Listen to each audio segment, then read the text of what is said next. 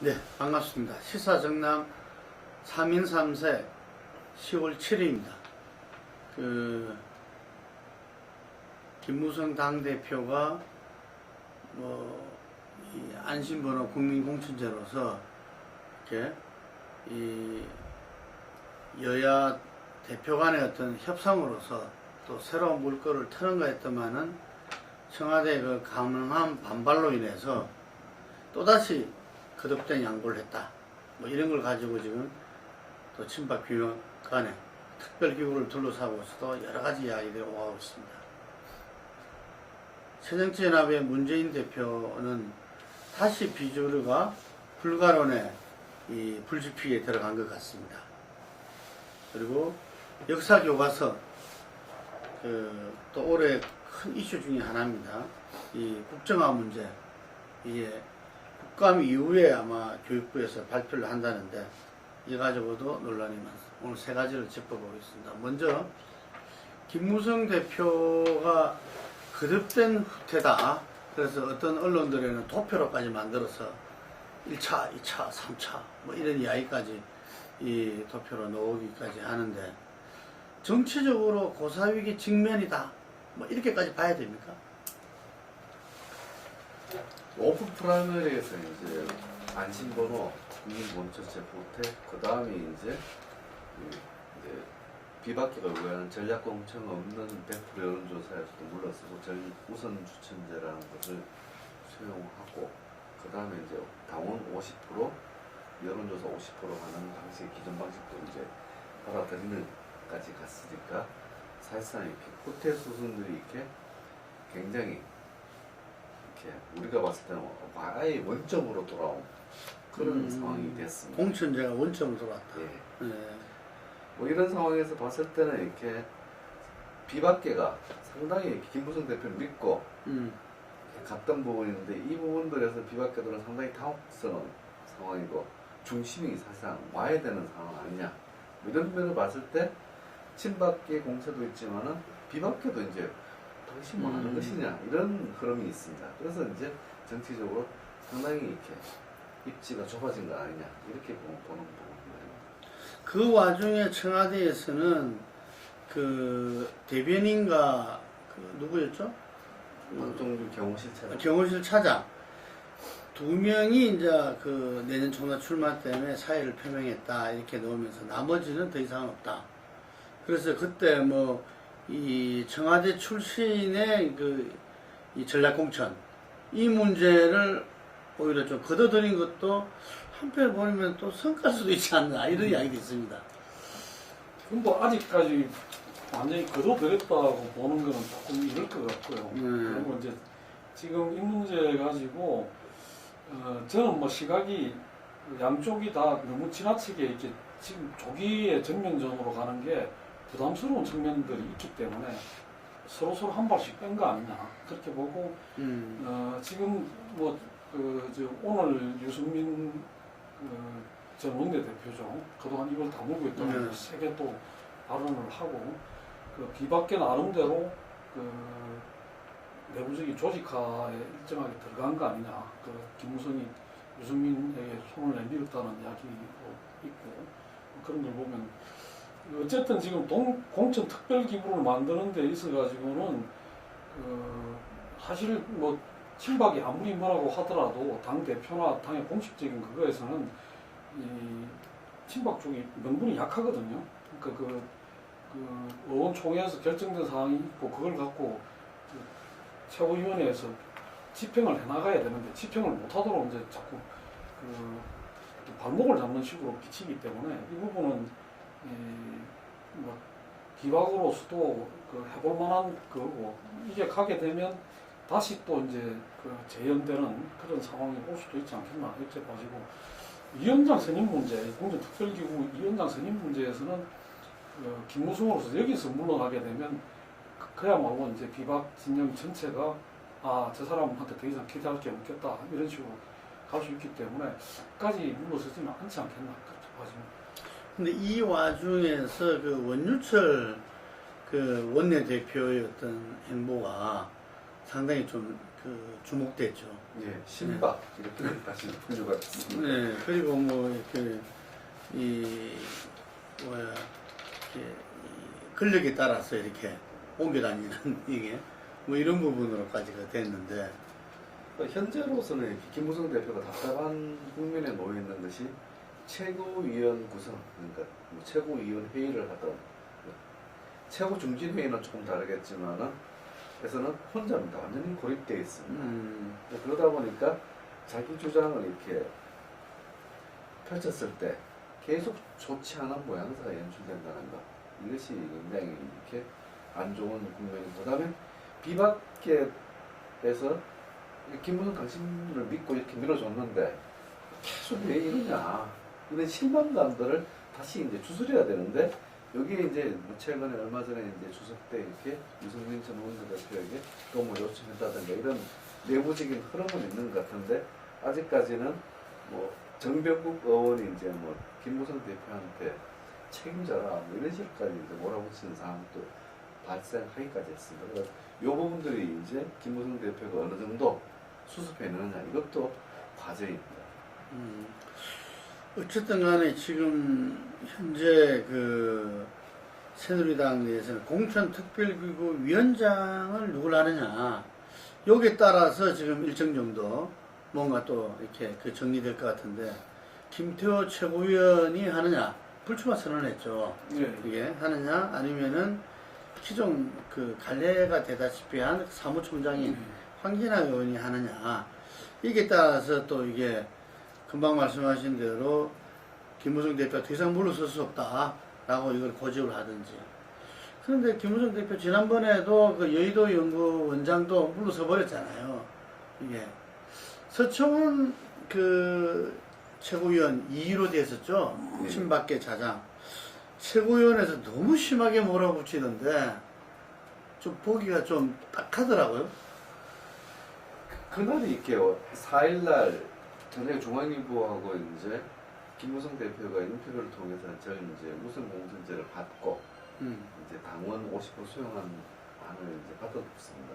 그 보도된 날이고, 그 전에는 이제 문자 메시지로 이제 채권들이지 아마 김정우 대변인 이렇게 다른 분들이 이렇게 뭐 전면전은 하자. 뭐 이런 식의 문자 메시지를 언론에 은근히 공개를 했다가 이게 그 다음 4일날 그렇게 하고 난 다음에 5일날 그게 보도를 받고, 이미 이제 김무성 대표가 양보를 한 상황이기 때문에 뭐 좋은 게 좋다고 친박이 간 게 아니라 그 세게 몰아붙여서 이렇게 정치 입지를 그러니까. 이렇게 몰아가는 형국으로 간 것 아니냐. 그러니까 이것은 공천특별기구에서 주도권을 이 기회에 잡지 않으면 안 된다, 이런 생각을 가지고 몰아붙인 걸로 보입니다.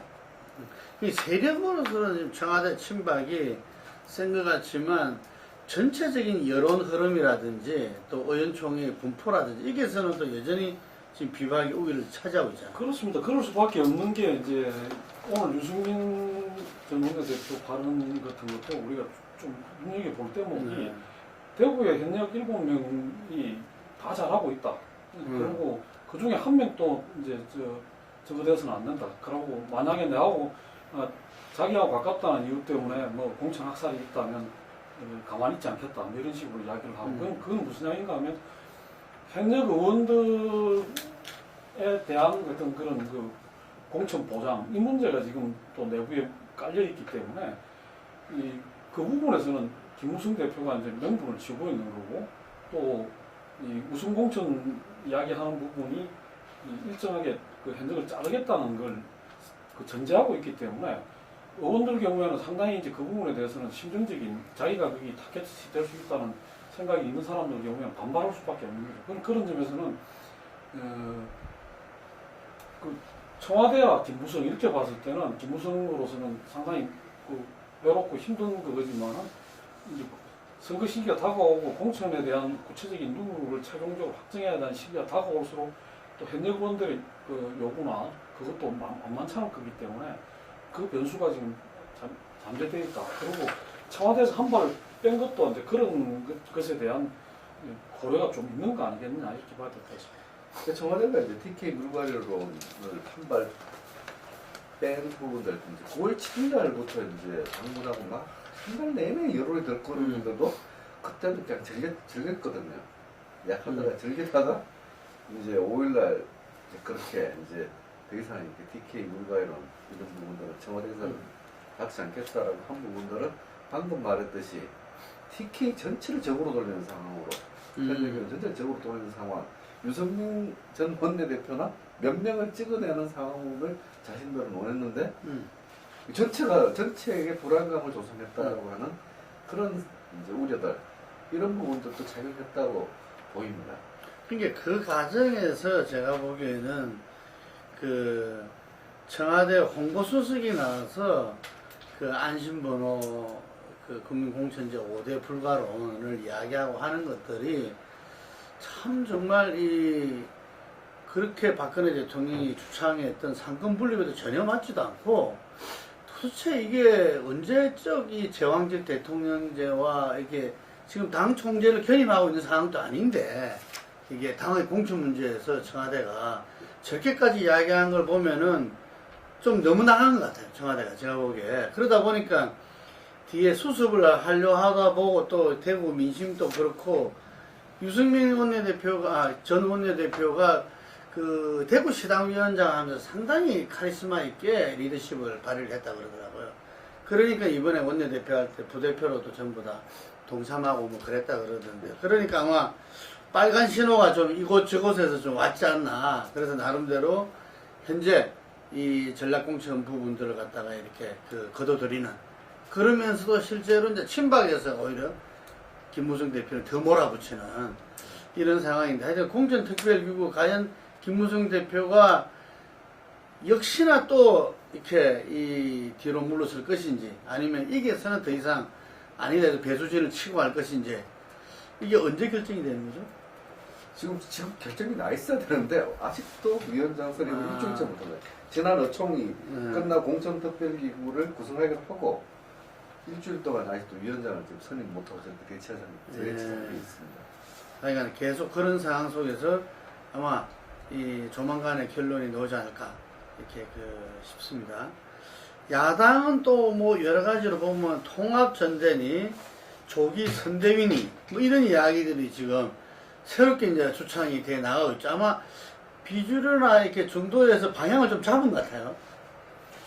방향을 이제 이 박영선 의원이 움직이면서 이제 통합행동이라는 걸 만들고 또 이제 거기서 통합전대 이야기를 제기를 했는데 전체의 동의를 얻지는 못했다고 합니다. 그러다 보니까 이제 이게 더군다나 또 이제 박영선 의원이 거론했던 탈당했던 분들, 이런 분들은 대단히 냉소적인 반응을 보이면서 통합전대는 이제 할 수 있으면 뭐 좋은데 현실적으로 실행 가능성이 없다, 이런 쪽으로 된 것 같고, 그러면서 이제 그 다음 단계에서 좀 조기 선대위를 구성을 하면서 문재인 대표 역할을 조금 줄이는 이런 쪽으로 뭐 좀 그걸 했는데, 그 부분에 대해서는 박지원 의원이 오늘 그걸 한 거 보니까 조금 경청을 하는 분위기도 있는 것 같다, 뭐 이렇게 이야기를 했어요. 근데 그게 사실인지 아니면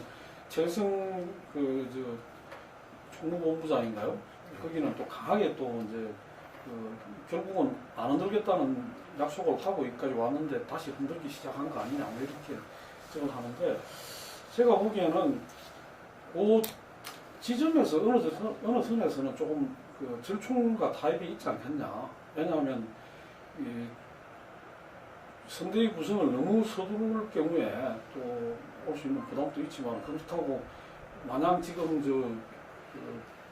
저걸 할 수가 없기 때문에, 늦출 수도 없기 때문에, 저 문제가 선거구 확정 문제가 좀 어느 정도 매듭이 되고 하면 그 문제로 바로 넘어가서 조금 가시화될 수 있는 소지가 있지 않느냐, 그렇게 봐집니다. 예. 지난번에 어쨌든 간에 당에 있는 많은 사람들이 주류든 비주류든 이 문재인으로만 안 되고 또 문재인이 또 없어서도 안 되는, 그리고 호남만으로 안 되고 또 호남이 없어서도 안 되는, 이걸 다 고민하고 있다고 이제 제가 들었는데, 어찌 말하면은 이 조기 선대위가 문재인 당대표는 그대로 유지하면서 조기 선대의 실제적인 선거에 대한 어떤 이 권한을 부여하는 뭐 좀 절충 아니면서도 양쪽을 살리는 네. 그런 측면이 될 수도 있겠네요. 예. 조금 그런 선에서 모색을 하면서 조금 오히려 어떻게 보면 문 대표 경우에는 개파 수장으로서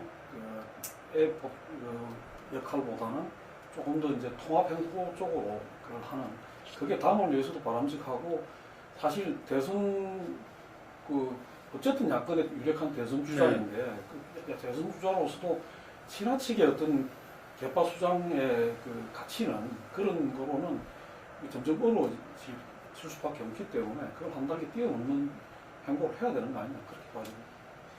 김무성 박 대통령과 김무성 관계도 싸움을 하다가도 마지막에 아슬아슬하게 이제 비껴가는 것이 여권 분열에 대한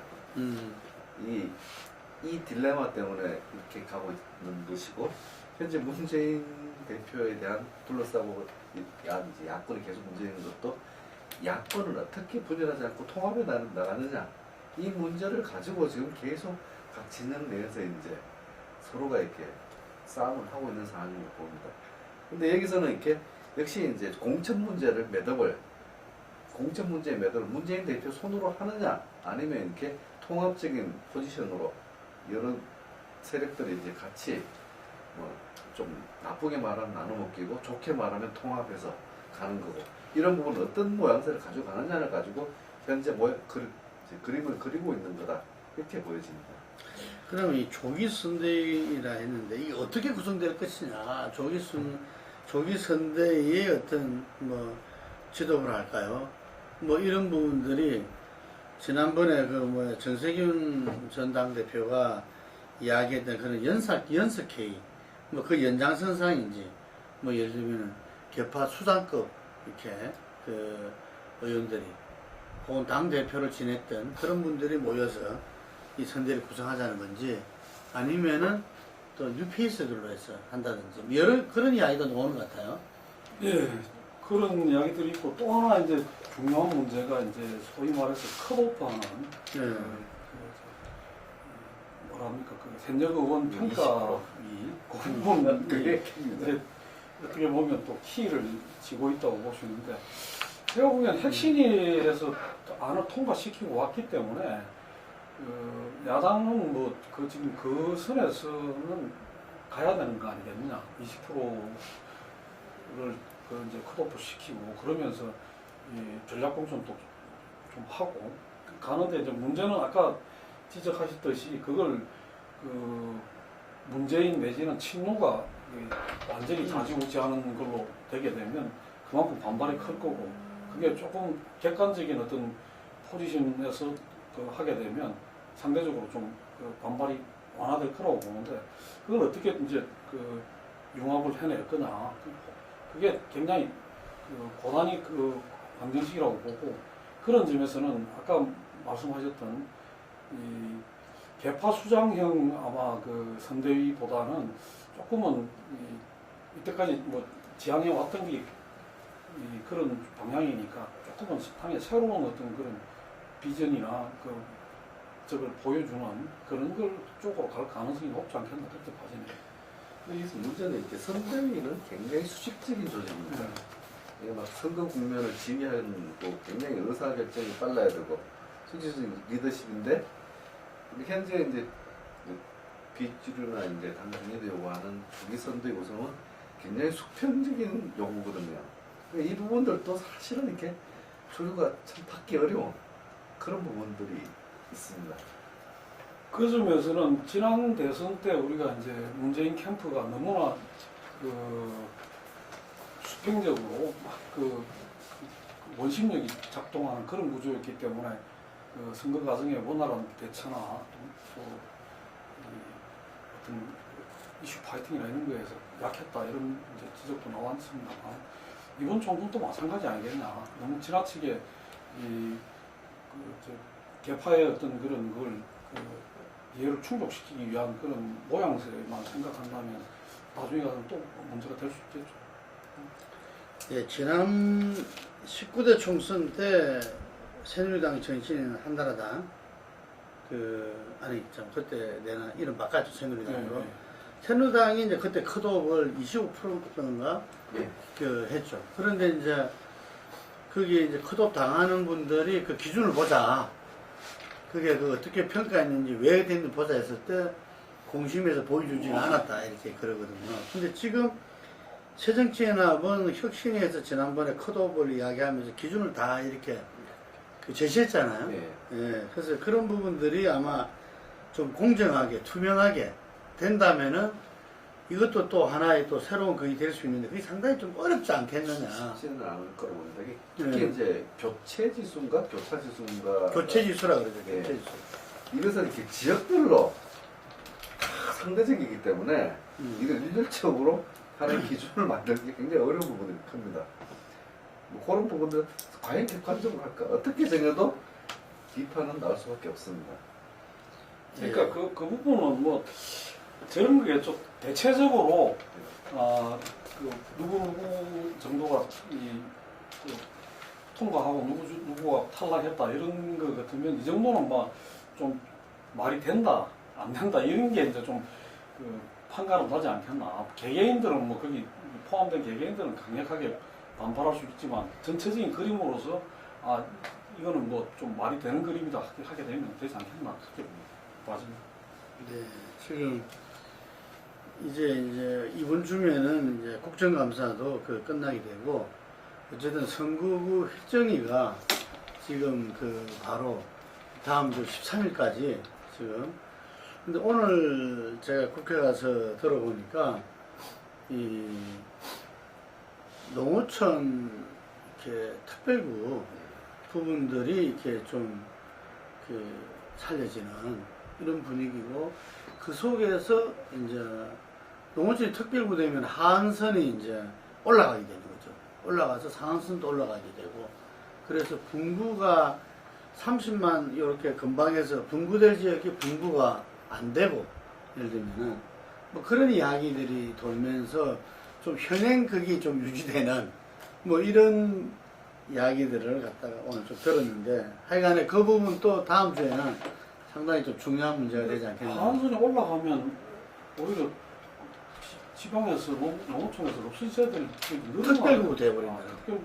특별구란다. 세종시처럼. 예, 예. 그래가지고 그때 이제 또 보도를 보면 획정위원들도 뭐 반대하는데 위원장이 뭐 그런 부분을 총대를 매는 이런 모양이 나는데 뭐 우리가 정확하게는 잘 모르겠지만 다음 주에는 어쨌든 그 선거구 획정위의 그 발표 이것도 상당히 중요하게 봅니다. 이번 주에 하여튼 간에 그 검색 선우에 상당히 이렇게 1, 2위에 오랐던 분이 고용주 씨가 이렇게 그 오르면서 이 노무현 대통령이 변형된 공산주의자다. 이념을 알았으면 대통령에 뽑지 않았을 거다. 뭐 이런 이야기까지 나가면서 본격적인 이념 전쟁에 돌입된 거 아니냐. 이런 우려를 낳고 있는데 어떻게 보셨습니까? 근데 이 고용주라는 사람이 지금 뭐 평소에 그런 생각을 갖고 있었다는 거는 참 이렇게 알려진 사실이지만 문제는 이제 이 사람이 지금 그 공영방송을 그걸 관리 감독하는 그 방문진의 이사장으로 있으면서 뭐 이런 생각들을 국회에 와서 국회의원들 앞에서 공공연하게 네. 야당 대표를 갖다가 공산주의자라고 자기는 확신한다는 식의 이야기까지 포함해서 또 전직 대통령 돌아가신 전직 대통령에 대해서도 인용 공세를 하는 뭐 이런 식의 그거기 때문에 참 이건 그 도가 지나쳐도 너무 상식 밖으로 지나치고 이건 있을 수 없는 일이 아닌가 이렇게 해가지고 만약에 그 MBC가 그 자기들은 아무리 안 그렇다고 하더라도 저런 사람이 그 방문진 이사장으로 있는 상태에서 총선이나 대선이 치러진다면 공정성 자체가 이 언론의 공정성 자체가 의심을 받게 되고 그리고 그렇게 되면 선거 부정 시비가 그 본원적으로 발생할 수 있는 소지가 있기 때문에 지금이라도 이분이 그 자리에서 물러나서 그 사인으로서 뭐 얼마든지 그런 이야기를 할 수 있다고 봅니다. 그건 뭐 우리나라에서 사상의 자유니까. 뭐 그 자기가 뭐 누구를 어떻게 생각한다는 그거는 뭐 얼마나 괜찮은데 지금 있는 자리에서 그러는 거는 방송을 위해서도 바람직하지 않고 언론을 위해서도 바람직 않고 하지 않고 또 이분을 임명권자가 대통령이라는 점에서 대통령도 이렇게 편협한 사람을 임명하는 것이 바람직한 모양새가 아니라고 생각이 되죠. 근데 역사 교과서 국정화는 지금 이 사실상 북한이나 베트남 뭐 북한하고 예, 이렇게 부탄인가? 예, 예. 뭐 제가 정확하게 기억을 못하는데 두 곳만 아 베트남 아닌가요? 예, 베트남 아닙니다. 예. 중국이나 여기도 다 검색인데 근데 이게 난데없이 국정교과서인데 사실은 지금 이렇게 그 보수 세력은 이 문제에 대해서는 오래전부터 이게 그 국정화된다, 돼야 된다. 그러면서 뭐 국사학계의 뭐 90%가 좌편향이다. 뭐 이런 이야기도 하고 뭐 하여간에 지금 이번 주에는 엄청난 이야기들이 쏟아진 것 같아요. 지금 원래 이제 박 대통령에게 취임을 하시게 되면은 2년 전쟁이 있을 거라고 이제 다들 예상을 해왔는데 이게 이제 지금 이제 역사 교과서 국정화를 가지고 이제 요번에 거의 전선이 그려지는 것.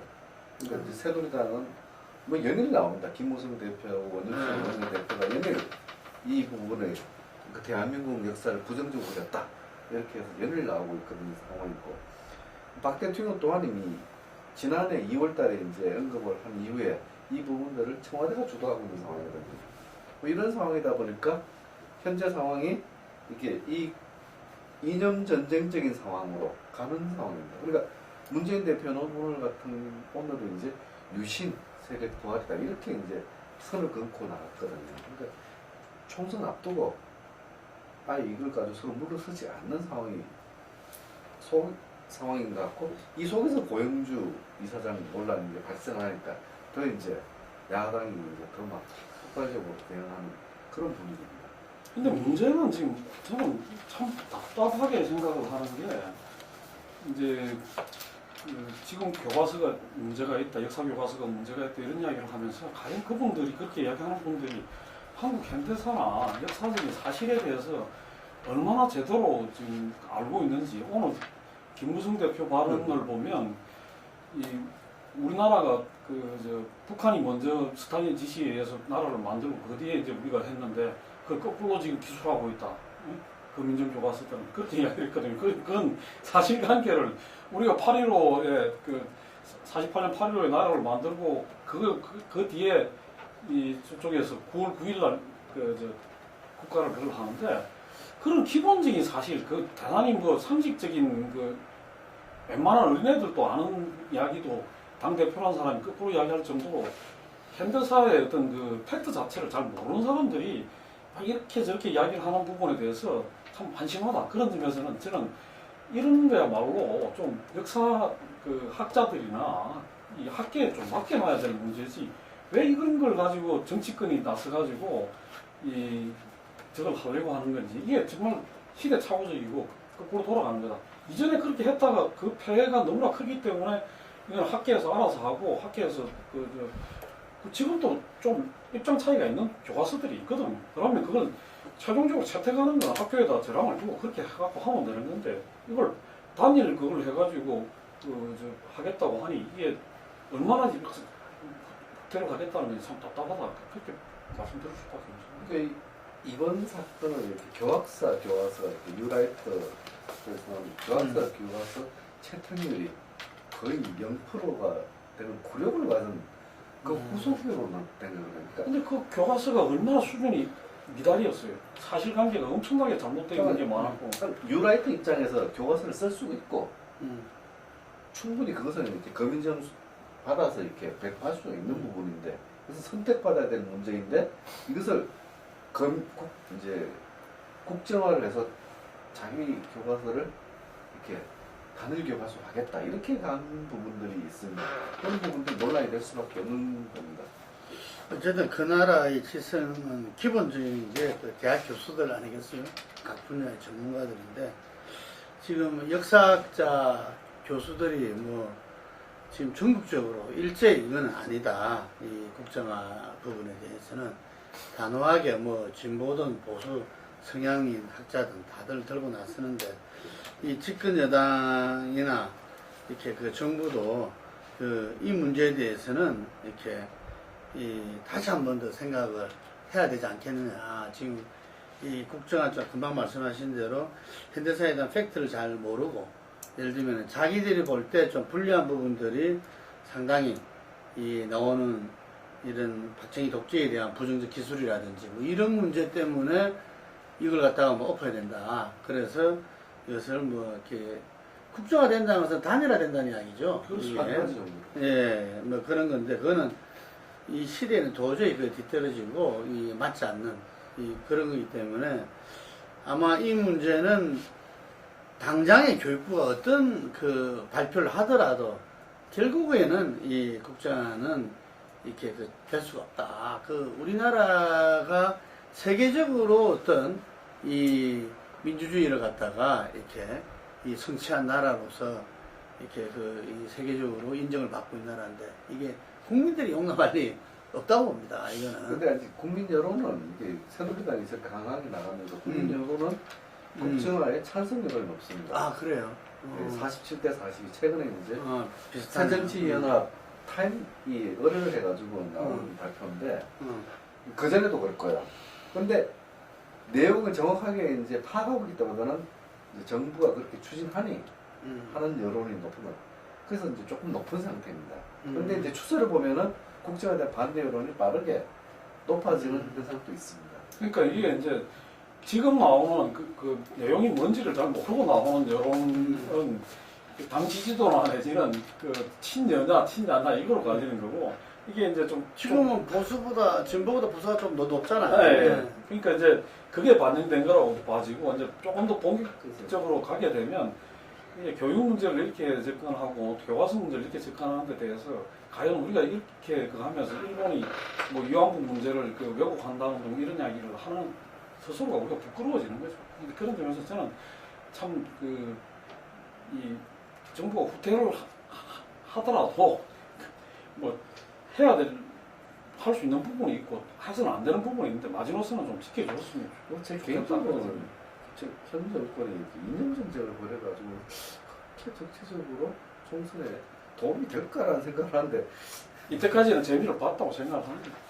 예, 총선에서는 뭐 갤럽 조사에 의하면 안정론보다는 정권 심판론이 우세해지는 분위기라고 이렇게 이야기하더라고요. 어쨌든 다음 주 새누리당 공천특별기구 위원장을 누굴 선임하느냐. 야당에서는 새정치연합에서는 통합전대는 일정적으로 물러가는 분위기지만 조기 선대 구성은 어떤 식으로 구성이 될 것이냐. 그리고 이 국감 이후에 역사교과서 국정화를 교육부가 발표한다는데 후폭풍들 이런 부분들이 선관위 이 선거구 획정이 발표와 함께 이 다음 주 전국을 갖다가 이렇게 불태울 생각합니다. 오늘 여기까지 하겠습니다.